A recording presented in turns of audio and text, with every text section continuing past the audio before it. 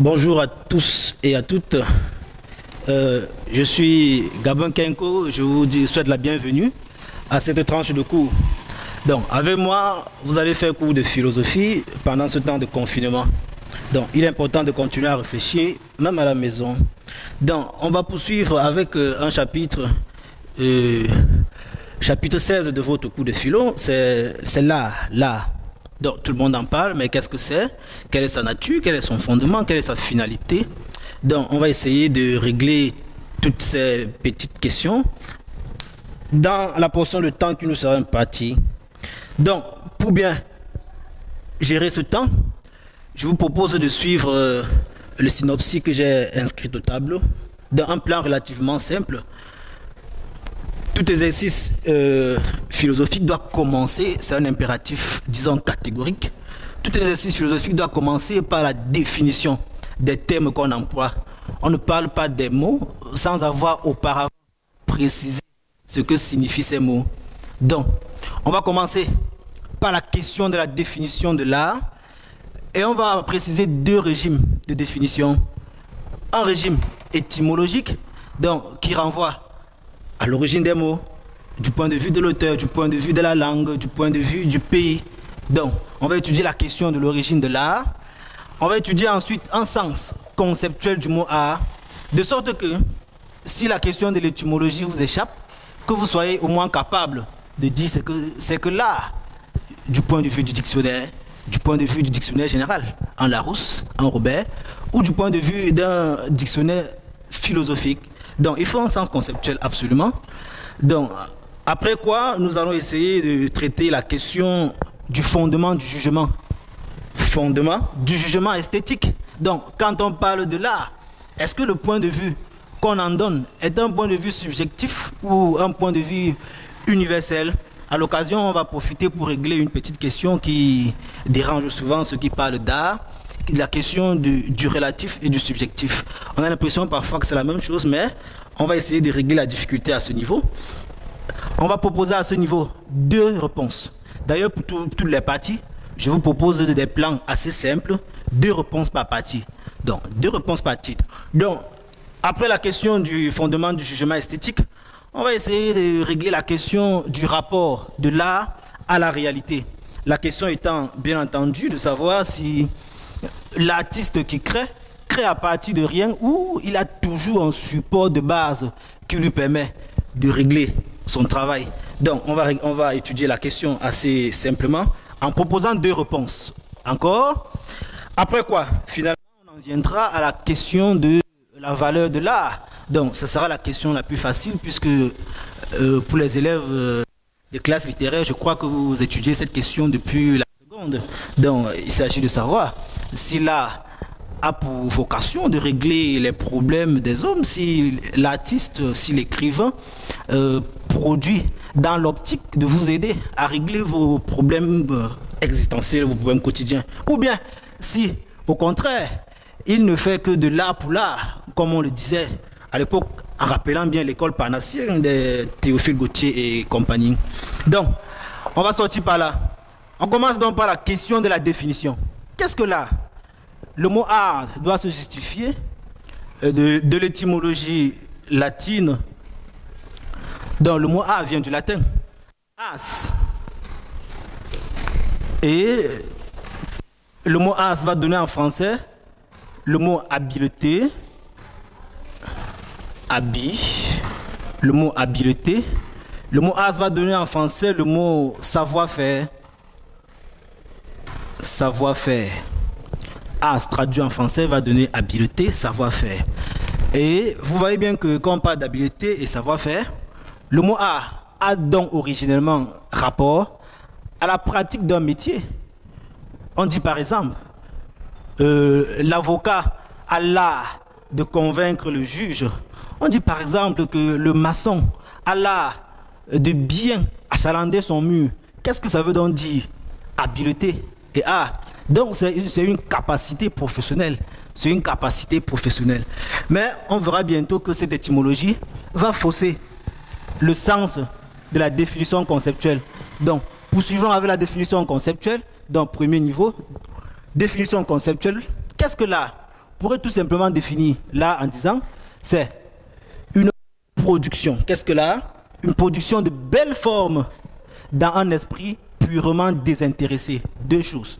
Qu'est-ce que l'art? L'art est une production de belles formes ou de formes esthétiques dans un esprit purement désintéressé. Donc, définition simple, définition courte, mais définition technique. Il faut dire deux choses principales dans la définition de l'art. Belle forme, belle forme. Ensuite, esprit purement désintéressé, si vous voulez viser purement désintéressé. Donc, le désintérêt. Donc, qu'est-ce que l'art? La production de belles formes dans un esprit purement désintéressé. Belle forme veut dire que le but de l'artiste n'est pas de produire des choses qui ne vont pas plaire. L'artiste cherche à plaire.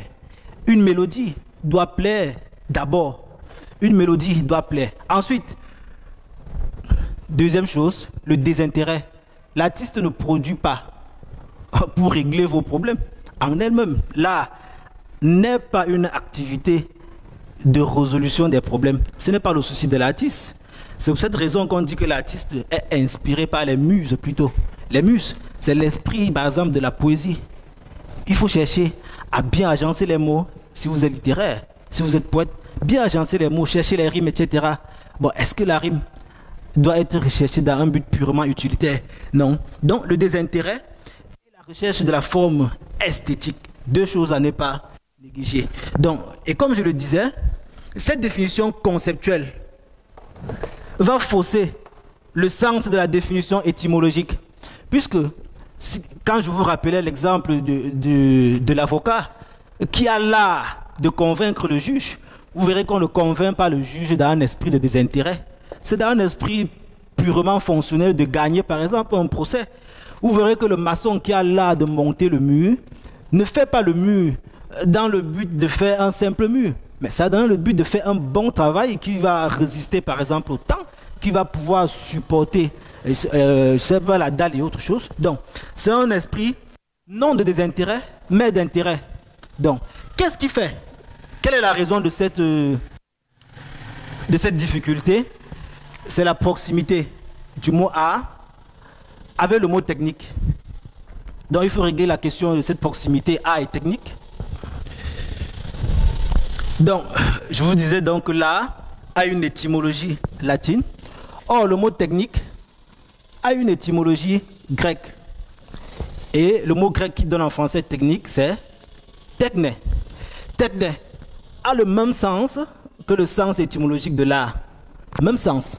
Techné aussi, traduit en français, mais tiré du grec veut dire habileté et savoir-faire. C'est cette proximité, ce rapprochement étymologique qui a causé la difficulté de définir conceptuellement l'art, au point où parfois on a tendance à vouloir confondre art et technique. Définir conceptuellement, la technique renvoie à un ensemble de règles et de procédés transmissibles et dont l'objectif est la production d'œuvres purement utiles. Voilà la différence entre les deux. Je dis bien ensemble de règles et de procédés transmissibles dont l'objectif est la production d'objets purement utilitaires, purement utiles, si vous voulez des ustensiles. Donc, même s'ils ont la même étymologie technique et art, vous verrez donc que l'art recherche les belles formes et, d'autre part, est fondé sur un désintérêt total de l'artiste. Et d'autre part, si on récupère le mot technique, vous verrez que c'est la même étymologie, mais la technique se distingue de l'art parce qu'elle est transmissible, d'une part, et d'autre part, parce qu'elle est purement utilitaire. Voilà, transmissible et utilitaire. Le technicien peut transmettre son art. La technique de construction du bâtiment, ça ne change pas. La technique de construction mécanique, ça ne change pas. On peut l'enseigner et vous l'appliquer. Mais pour ce qui est de l'art, on pourra vous enseigner les rudiments de l'art. Mais il va falloir une touche personnelle qu'on appelle le génie. Vous n'avez pas le génie, ça ne vous sert à rien d'apprendre tous les rudiments de l'activité artistique. Vous allez produire des œuvres qui n'ont pas de goût, comme on dit souvent, des œuvres sans la touche du génie. Voilà, sans la touche du génie. Donc, pour récapituler, le mot art, pour finir avec la définition et passer au second niveau, le mot art vient du latin ars, et désigne l'ensemble des procédés, fournissant une œuvre belle et désintéressée. Ensemble de procédés fournissant une œuvre belle et désintéressée. Le mot technique, même étant proche du point de vue étymologique, va désigner l'ensemble des règles permettant de produire une œuvre plutôt utilitaire. Donc, ça règle le problème de la difficulté étymologique qu'on a souligné. Donc, à partir du XVIIIe siècle notamment, on a cherché un moyen de régler cette proximité étymologique en cessant de dire tout simplement art. À partir du XVIIIe siècle, on dit beaux-arts pour souligner cette différence. Donc, à partir du XVIIIe siècle, on était vraiment embêté par ce rapport. Au lieu de dire art tout court, vous entendez aujourd'hui dire les beaux-arts. Je fais les beaux-arts. Je ne fais pas de l'art tout court. Je fais les beaux-arts. Pour souligner l'idée que la technique ne cherche pas ce beau. Donc, si vous avez compris la définition du mot art, on peut passer à la question du fondement du jugement esthétique. L'art et le beau. Donc, qu'est-ce que je dis? On dit bien fondement du jugement. Nous ne disons pas fondement du beau, mais fondement du jugement esthétique. Autrement dit, quand on parle du beau, quand on apprécie une œuvre d'art, supposons cette œuvre, quand vous appréciez une œuvre d'art, ce que vous en dites, est-ce un point de vue personnel, un jugement donc subjectif, ou le beau réside dans l'objet? Donc, où est le beau? Ça, c'est la question qu'il faut régler tout de suite. Où est le beau? Le beau est-il dans l'objet ou dans le sujet? Il faut régler la question du jugement. Donc, à ce sujet, je vous propose un plan simple en 2 réponses. Subjectivité et universalité. Mais, avant que de répondre, j'aimerais dissiper encore un malentendu courant qui consiste à opposer à l'universalité 2 choses. On suppose généralement que si une chose n'est pas universelle, c'est qu'elle est relative, subjective. Ce qui n'est pas faux en soi. La difficulté, cependant, consiste à assimiler relativité et subjectivité. Prenez l'expression la plus courante qu'on donne souvent quand au quartier, on dit par exemple que la beauté est relative. Par quoi on entend qu'elle dépend seulement du sujet. Donc, on fait donc du relatif le subjectif. Or, c'est une erreur qu'il faut essayer de corriger avant d'avancer. Même si nos réponses à la question seront universalité et subjectivité, il faut dissiper le malentendu qui existe entre le mot relatif et le mot subjectif. Donc, pour définir, est subjectif, ce qui ne dépend que du sujet seul. Le subjectif, c'est ce qui dépend de moi. Pas de moi et mon voisin, seulement de moi. Subjectum signifie ce qui est jeté devant moi, ce qui est posé devant moi seul. Je le perçois comme je le perçois et l'autre ne le percevra pas pareillement. Donc, subjectivité dépend du sujet seul. Mais relativité peut dépendre du sujet seul, mais pas forcément. Ce qui est relatif peut dépendre d'une communauté, peut dépendre d'un espace plus grand. Le domaine du relatif est forcément plus grand que le domaine du subjectif. Est relatif, ce qui peut dépendre d'une communauté, d'une famille, d'une ville, d'un village, d'un continent aussi. Exemple simple. Quel est le critère de la beauté, par exemple, disons de la beauté féminine en Afrique, Et quel est le même critère de la beauté, par exemple en Occident? Chez nous, par exemple, en Afrique, on dira une belle femme, c'est une femme qui a un bon poids. Un bon point, je veux dire. Elle ne doit pas être chétive. Elle doit avoir une certaine corpulence, une certaine présence, une certaine magnificence. Mais, en Occident, ce n'est pas le même critère. Une femme qui a de la présence, une femme qui est opulente, n'est pas une belle femme. Ce n'est pas une belle femme. Donc vous voyez que le relatif ici ne dépend pas d'une personne, mais d'un continent. Par exemple, dépend d'un continent par opposition à un autre continent. Dans ce sens, la beauté n'est plus subjective, elle est relative. Donc, il faut distinguer bien entre ces trois mots avant de les opposer à l'universalité qui, pour être universelle, dépend de rien. L'universel, c'est ce qui a l'accord de tous. L'universel ne dépend pas. L'universel est absolu. L'universel, c'est comme ça. On va revenir à la notion quand on va voir le point de vue de Kant. L'universel ne dépend pas de quelque chose. L'universel est toujours ce qui est absolu, ce qui s'impose à nous. Donc, on prend constat de l'universel, mais du relatif et du subjectif, on en juge soi-même. Pour vous donner les réponses. Première réponse. C'est les philosophes qui soutiennent que quand on apprécie une œuvre d'art, c'est nous, en tant que sujet, qui décidons, disons, de la belleté de l'art. Là, il n'y a pas de beauté dans l'objet. L'objet est vide. L'objet, c'est comme un tonneau vide. Il n'y a rien. Mais pour que le tonneau ait un contenu, il faut que nous-mêmes, en tant que sujet, nous le remplissions. Donc, subjectivité dans de l'œuvre d'art, la beauté dans l'art, c'est la beauté que le sujet lui-même a placée dans l'art. Quand vous observez par exemple ce tableau n'est pas beau en lui-même. Ce tableau n'est beau que parce que j'ai décidé qu'il est beau. Qui va en discuter? Je dis que c'est beau. Là, je ne suis pas en train de dire que je constate que c'est beau.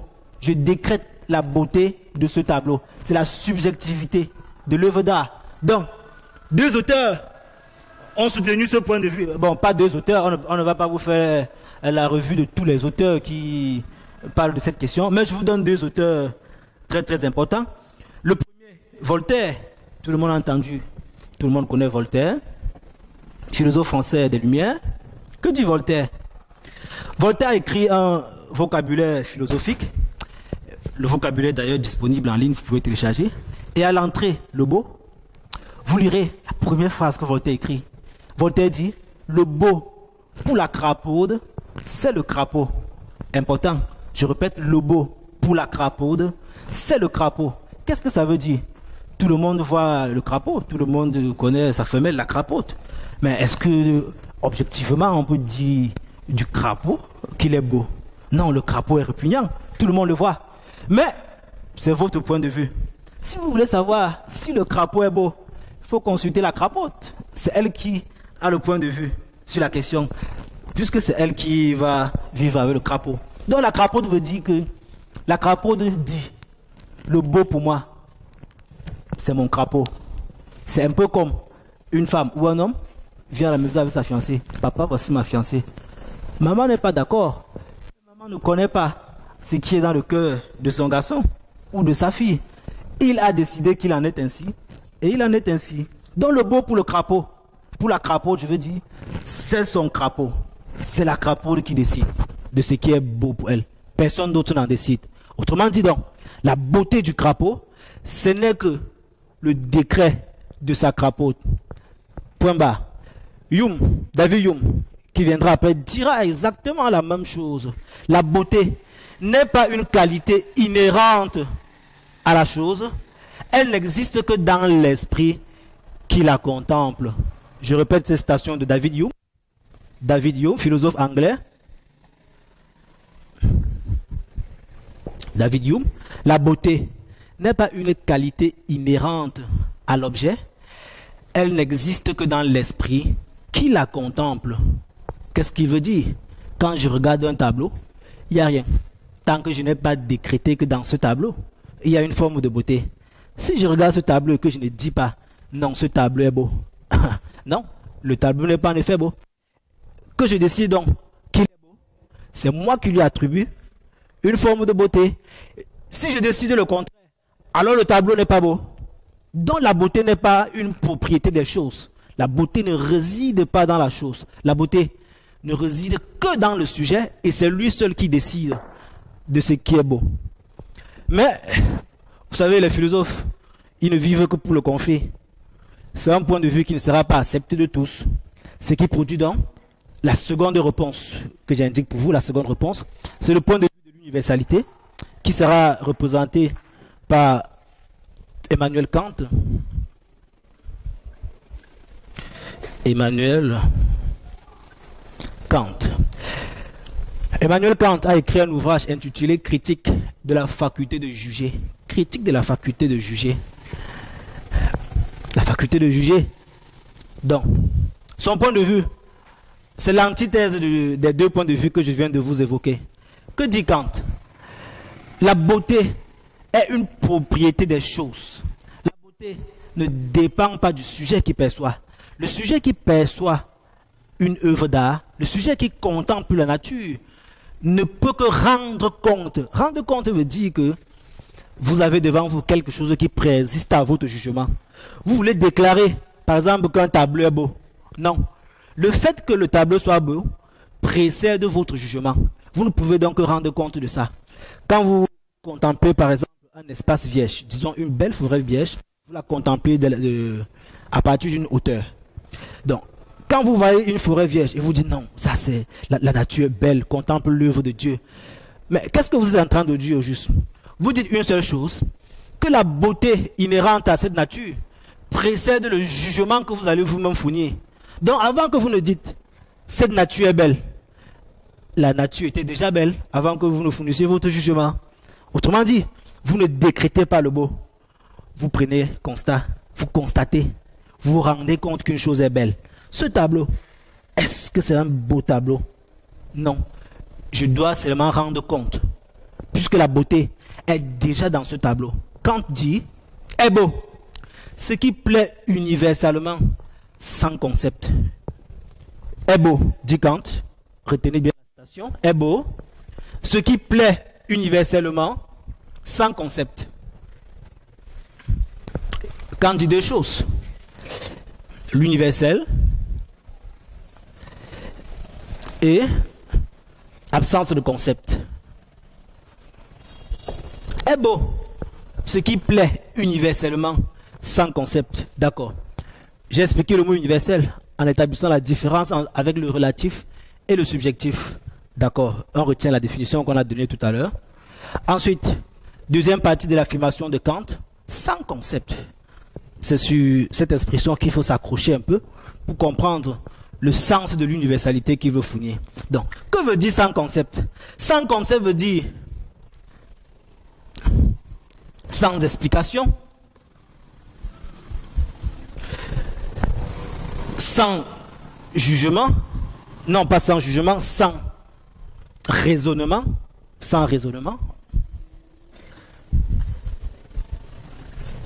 Donc, sans raisonnement, qu'est-ce qu'on veut supposer? Que quand une chose est belle, on n'en discute pas. Quand vous dites que ce tableau est beau, vous supposez que c'est une propriété de ce tableau, et donc tous les sujets qui contemplent en même temps que vous doivent vous fournir le même jugement, puisque ça ne dépend pas de vous. Je répète, lorsque vous dites qu'un tableau est beau, vous supposez que la beauté est une propriété de ce tableau. Et donc tous ceux qui observent ce tableau comme vous doivent dire la même chose. Cette chose est belle. Quant à la question, par la suite de savoir pourquoi ce tableau serait beau, Kant dit, plaît sans concept, on n'explique pas. C'est comme ça. Ce n'est pas vous qui créez cette beauté. Si vous l'aviez créée, non. Vous serez fondé de dire que c'est beau parce que. Mais comme c'est une beauté qui ne dépend pas de vous, une beauté qui vous précède et dont vous n'avez accès que par constat, vous n'avez qu'à vous taire. C'est beau? Oui, c'est beau.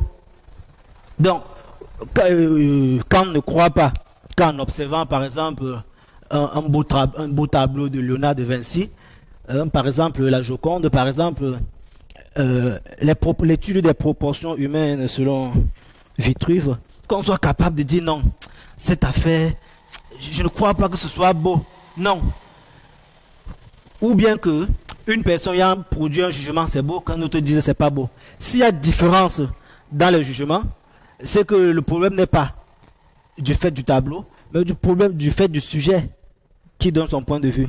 Donc, deux points de vue se sont affrontés ici. Première réponse, subjectivité. Je veux dire, deux points de vue se sont affrontés ici sur la question du fondement du jugement esthétique. Voilà, où est le beau? Dans l'objet ou dans le sujet? Je récapitule là. Donc, on a eu deux points de vue. Premier point de vue, représenté par des philosophes comme Hume, comme Voltaire, qui pensaient que la beauté est une propriété du sujet. La beauté est un ensemble à la base vide, et une chose n'est belle que parce que le sujet a décrété sa beauté. Donc, deuxième point de vue, l'universalité, point de vue de Kant, qui suppose que la beauté est une propriété des choses. Il n'y a pas de beauté hors de la chose, hors de l'œuvre d'art, hors de la nature. L'artiste a seulement accès à cette beauté de la nature par constat. C'est pour cette raison que la beauté ne pouvait qu'être universelle. Donc, plaît universellement, sans concept. Donc, si on a retenu ce schéma simple, pour ce qui est du fondement du jugement esthétique, on peut passer à la question de l'art et la réalité, où il va falloir régler le problème de la nature de la créativité artistique cette fois. Nature de la créativité artistique. La question étant de savoir où l'a-t-il son objet? Où l'a-t-il son objet? Quand l'artiste produit par exemple un beau paysage, ou bien quand l'artiste produit, disons, un cheval à quatre pattes, non, disons à deux pattes, disons que l'artiste a produit un cheval à deux pattes et avec des ailes, un cheval ailé à deux pattes, où a-t-il tiré cet objet? Il faut régler la question. Donc, à ce sujet, deux réponses encore peuvent être proposées, schéma simple. La première réponse va proposer que là n'est qu'une simple, disons, recopie de la nature. L'artiste ne fait que recopier le déjà donné. L'artiste ne fait que redire ce que la nature a déjà donné. Donc, je vous donne l'exemple de Kant. Entre le chant du rossignol et le chant de l'artiste qui imite le rossignol, qui fait mieux? La réponse de Kant est simple et sans appel. La réponse, c'est le rossignol. Le rossignol chante mieux que l'homme, quoi qu'il en soit. Donc, entre la représentation de cette nature, vous voyez bien de la nature là, mais c'est une représentation, entre la représentation de cette nature et la nature à l'état le plus parfait, le plus absent des souillures humaines, entre cette nature que je vois là et cette nature représentée, qu'est-ce qu'il faut préférer? Kant va dire, il faut préférer la nature à l'état la plus parfaite. Et l'œuvre d'art ne sera que la recopie de cette nature. L'artiste ne crée pas es nihilo. Non, c'est pas possible selon Kant. Il n'y a pas ça. L'artiste ne crée pas à partir de rien. Il lui faut toujours un matériau de départ. Sans ce matériau, là, il n'existe pas, selon Kant. Donc, que dira Kant? Il va dire, une beauté naturelle est une belle chose. Une beauté naturelle est une belle chose. Mais une beauté artistique est la représentation d'une belle chose. C'est là que réside toute la différence. À partir du mot représentation. Qu'est-ce qu'une beauté naturelle quand on dit c'est une belle chose? Qu'est-ce qu'une beauté artistique quand on dit c'est la représentation d'une belle chose? Donc cette nature que vous voyez là n'est que la représentation de la beauté. Où est donc la beauté? Elle est dans la nature. Voilà. Donc l'artiste n'est qu'un copiste. L'artiste ne fait rien de mieux que de redire ce que la nature a déjà exprimé. L'artiste est un copiste. Point bas. Donc, sur le point de vue de Kant, une beauté naturelle est une belle chose. Une beauté artistique est la représentation d'une belle chose. Cette citation est tirée de l'ouvrage que j'ai cité tout à l'heure, Critique du jugement esthétique. À côté de ce point de vue, Une seconde classe, je veux dire, de philosophes vont soutenir le contraire. Hegel, disciple le plus patenté de Kant, sera, sur ce point de vue, son critique le plus sévère. Voilà. On ne suit pas bêtement en philosophie. Qu'est-ce qu'il va reprocher à Kant? Il reproche à son maître d'avoir simplifié le pouvoir de l'esprit humain. Il reproche à son maître d'avoir mis plus de confiance, plus de réalité dans la nature que dans l'humain. Il reproche à son maître de soutenir ce qu'on va appeler plus tard le naturalisme artistique. Le naturalisme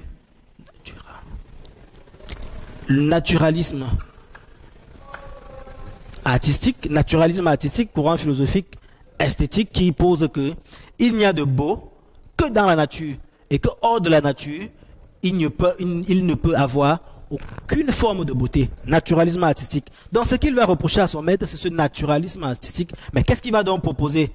Son chemin est simple. Au lieu de dire que l'artiste est un copiste de la nature, il faut dire le contraire. Il faut dire que la nature recopie l'homme. Il dira, là, c'est la spiritualisation de la nature. Autrement dit, à l'état brut, il n'y a rien dans la nature. La nature n'a pas de sens. Tant que l'esprit humain ne lui en donne pas. Là, c'est l'esprit qui devient sensible. Quand vous admirez un tableau, je ne sais pas, disons encore Léonard de Vinci, la beauté que vous voyez dans le tableau, disons qu'il a représenté une belle nature. N'est-ce pas? Cette belle nature n'est pas belle tant que l'artiste n'a pas posé cette nature sur le tableau. C'est pour ça qu'il peut dire que là, c'est la spiritualisation de la nature. La nature n'a pas de sens. C'est quand l'esprit prend soin, parce que si ça n'a pas de sens, c'est difforme, ça n'a pas de beauté. Il faut que l'esprit prenne soin de cette nature pour qu'elle passe à l'étape esthétique. Si vous voulez voir une belle nature, n'allez pas en forêt. Non, c'est pas bon. N'allez pas à la savane, n'allez pas à la montagne. Il n'y a rien de beau là-bas. Vous voulez voir la belle nature, d'après le point de vue de Hegel, allez au musée, voir les représentations qu'on en a faites. Allez au musée, voir les tableaux, de jolis tableaux comme ça, qui représentent la nature. C'est la beauté de la nature. Et nulle part ailleurs, vous ne verrez pas la beauté de la nature, même pas dans la nature elle-même. Donc vous voulez contempler la beauté, n'allez pas en forêt, il n'y a rien là-bas. Allez au musée, vous trouverez la nature à son état le plus éclatant. Donc, la question de... Donc, vous voyez bien que le point de vue de Hegel revient à dire que l'artiste n'est pas un copiste. C'est la nature plutôt qui doit recopier l'homme. L'artiste est un créateur, un fin créateur. Il n'y a d'art que parce qu'il crée de l'art. Donc, pour récapituler ce deuxième point de vue, première réponse pour ce qui est de la nature de la créativité artistique, l'art, simple recopie de la nature, ça c'est un point de vue kantien. L'art, création du sujet, point de vue proprement hegelien. Donc, cela nous permet d'engager la dernière partie de ce cours, où il sera question de la valeur de l'œuvre d'art. Donc, la question est relativement simple, je le disais dès le départ, parce que c'est une question qui est réglée dans les cours de littérature depuis les classes de seconde. Je l'espère encore. À ce niveau, on a deux points de vue qui s'opposent. Mais je n'ai représenté qu'un seul point de vue. J'ai représenté un seul point de vue. Pourquoi? Parce que je suppose que la question était déjà sûre dès la seconde. Qu'est-ce qu'on dit ici? Vous vous rappelez de l'école parnassienne, représentée par des auteurs comme Théophile Gautier et compagnie. Et qu'est-ce qu'il disait? L'utile n'est pas beau. Le beau, c'est ce qui ne sert à rien. Il n'y a de vraiment beau que ce qui ne sert à rien. Tout ce qui est utile devient laid. Pourquoi? Parce que l'utilité a toujours une date de péremption. Or, la caractéristique essentielle du beau, selon lui, devait être la temporalité. Le beau ne devait pas se périmer. Le beau devait toujours plaire. Mais une fois que vous incluez l'utilité dans la question du beau, vous incluez en même temps la péremption, ce qu'on appelle chez les techniciens l'obsolescence programmée. Un téléphone, c'est fait pour fonctionner seulement pendant un temps. Quand vous commencez à constater les premières pannes, c'était programmé dans la fabrication de cet objet qu'il devait périmer à un certain moment. Donc voilà l'utile. À un certain moment, ça va vous énerver, ce n'est plus bon. Or, pour ce qui est de la création artistique, il faut dépouiller la création, il faut dépouiller l'art de toutes les formes d'utilité pour que l'art continue à plaire, quel que soit le contexte, quelle que soit l'époque. Prenez un tableau comme la Mona Lisa, mais c'est un tableau qui a été produit depuis, je crois que c'est le 15e siècle. Mais aujourd'hui, combien de siècles sont passés? Mais on est toujours en admiration devant le même tableau. Parce que Léonard de Vinci n'y a pas inclus la question de l'utilité. Et c'est parce qu'il n'a pas inclus cette question utilitaire que le tableau n'a pas périmé. Le tableau n'a pas donc périmé. Quand vous traitez par exemple une question en incluant l'utilité, si vous dites par exemple je dénonce le problème je dénonce le problème disons la domestication de la femme, je dénonce le problème de l'infériorisation de la femme par rapport à l'homme. Mais attendez, dès qu'on règle la question, votre œuvre tombe en désuétude. Votre travail ne sert plus à rien. Si vous dites que la femme est inférieure à l'homme dans notre société, elle est marginalisée, etc., et que vous l'écriviez dans un texte, et que vous peignez la question sur un tableau, une fois qu'on a réglé le problème, on a donné un statut égal entre hommes et femmes, non, votre tableau n'a plus de sens. C'est une œuvre du passé qui n'a plus de sens. Donc, il faut extraire la question utilitaire de la question esthétique pour que l'œuvre d'art ait un sens. Ça, c'était le point de vue des Parnassiens. C'est aussi le point de vue de l'art contemporain. L'art contemporain, c'est l'art purement désintéressé. Vous verrez des choses extraordinaires. On ne cherche pas à faire des choses utiles. On cherche à faire des choses qui vont plaire, des choses qui vont adoucir. Et c'est tout. Une fois qu'on a le désintérêt, une fois qu'on a réussi à dépouiller la question utilitaire, on est purement dans l'école parnassienne et autres. Donc, je laisse de côté cette question pour ne traiter que de l'aspect purement, je veux dire positivement important de l'œuvre d'art. Donc, je vous propose à ce sujet 2 arguments simples. Vous pouvez, je sais que vous pouvez, vous-même trouver d'autres arguments pour compléter la liste là. Donc, premier argument, l'homme, l'art fait de l'homme, un créateur à l'image de Dieu. C'est le point de vue de Victor Hugo. Qu'est-ce qu'il dit? Dieu a créé le monde, Dieu a créé la nature. 7 jours, tout le monde le sait. Mais l'homme lui-même est créateur quand il décide de ne pas recopier la nature.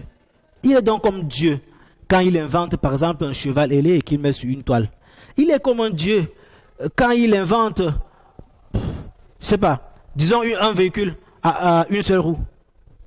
C'est possible, non? Peut-être pas pour l'instant, mais on verra un véhicule, une roue. Il invente et il met sur la toile. Donc, l'art fait de l'homme un artiste. L'art fait de l'homme un créateur, je voulais dire, à l'image de Dieu. Et que dira Victor Hugo? L'art est à l'homme ce que la nature est à Dieu. Je répète Victor Hugo. L'art est à l'homme ce que la nature est à Dieu. La nature, c'est l'œuvre de Dieu.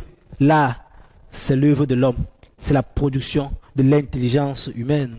Donc, quand vous prenez par exemple une question, regardez par exemple comment on a fait pour arriver à l'aviation. Vous savez que c'est une question posée par les artistes depuis l'Antiquité.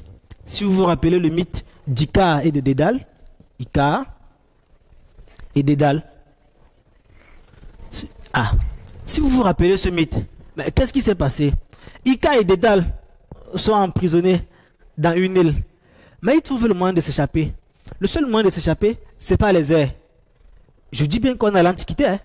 Vraiment, on ne pense pas à l'avion. On est à l'Antiquité.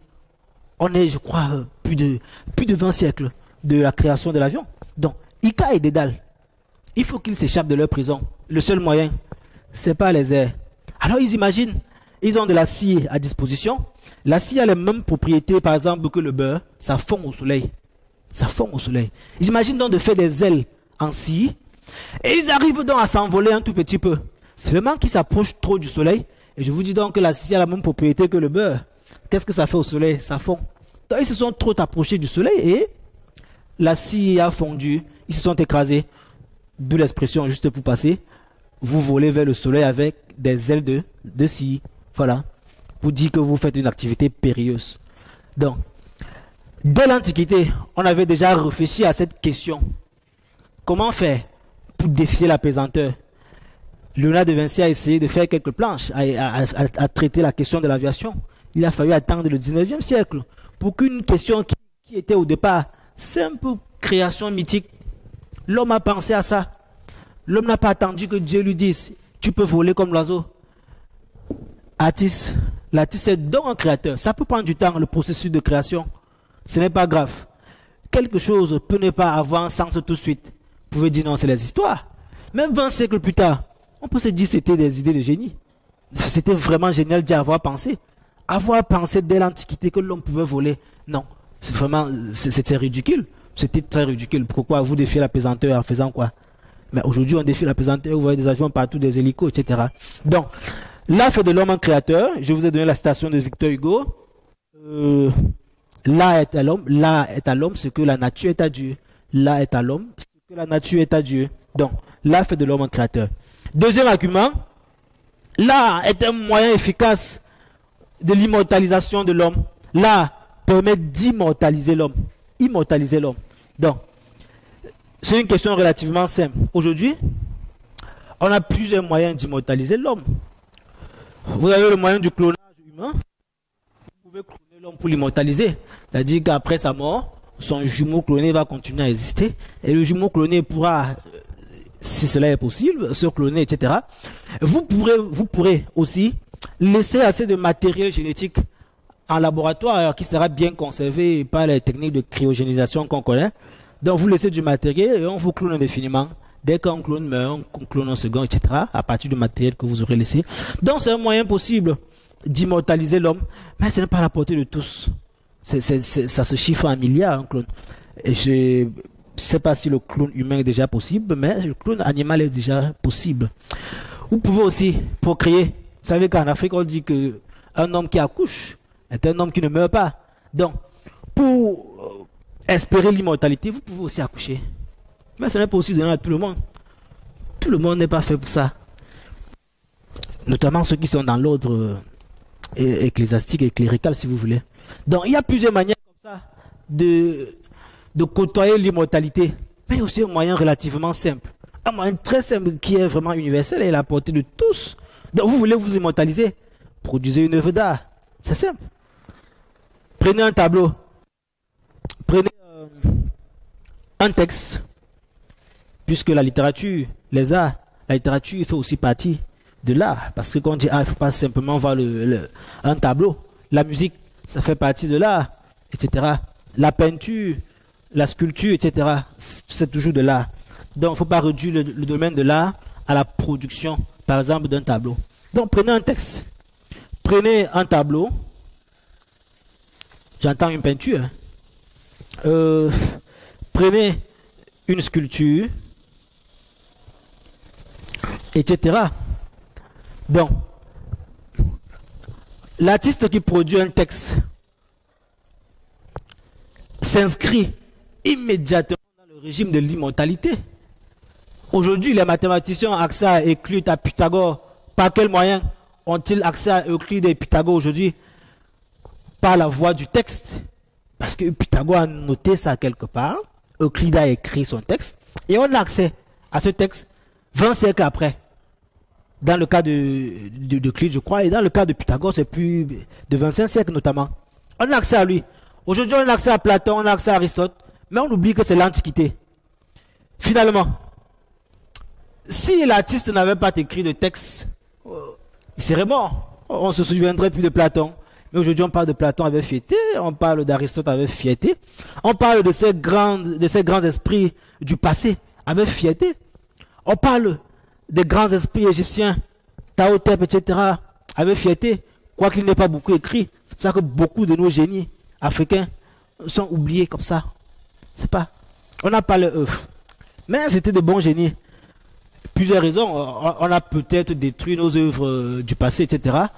Ce n'est pas conservé, mais c'est pour ça qu'une bonne partie de notre histoire n'est pas immortalisée. Vous voulez faire l'histoire africaine, ça devient une affaire compliquée.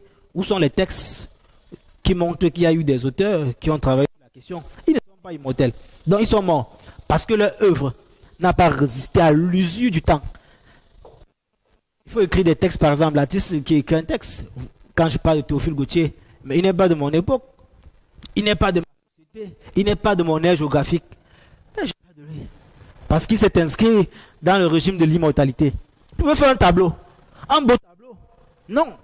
Une fois que c'est accroché dans un musée ou que c'est bien conservé chez vous, vous pouvez espérer l'immortalité. Tout le monde parle de Michel-Ange. Vous parlez de lui. Vous parlez de Picasso. Vous parlez de Léonard de Vinci. Mais d'où est-ce que vous le connaissez? Ni de votre famille, ni de votre village, ni de votre pays, ni de votre ethnie, etc. Mais vous parlez de lui. Pourquoi du Moyen-Âge à aujourd'hui, son nom persiste? Parce qu'en tant qu'artiste, il a produit une œuvre qui résiste au temps. L'homme est mort, mais son nom résiste à l'usure du temps. C'est pas, il n'y a même pas la tradition des Bamileke où on garde les squelettes là. Il n'y a même plus le squelette de Vinci, ça n'existe plus. Mais il est présent dans tous les esprits. Et on parle de lui avec admiration, on dit non. C'était un génie, c'était un bon technicien, etc. Mais personne ne l'a vu. On ne l'a pas vu. Mais il est là. Vous pouvez produire une sculpture, etc. Donc tous ces moyens artistiques permettent d'inscrire l'individu dans l'immortalité. Ça vous soustrait du temps. Ça vous soustrait de la temporalité. Vous devenez immortel quand vous êtes producteur. C'est en ce sens qu'il faut bien comprendre la pensée de Malraux, André Malraux. Qu'est-ce qu'il disait? L'art est un anti-destin. Donc, j'espère que vous avez pris goût à nous suivre. J'espère que vous avez assimilé ces leçons et que les questions seront abondantes sur le numéro qui s'affiche juste en bas de l'écran là. Donc, on attend vos questions et on se fera un plaisir d'y répondre. Donc, à la prochaine pour le prochain cours qui portera sûrement sur le travail et les modes de production.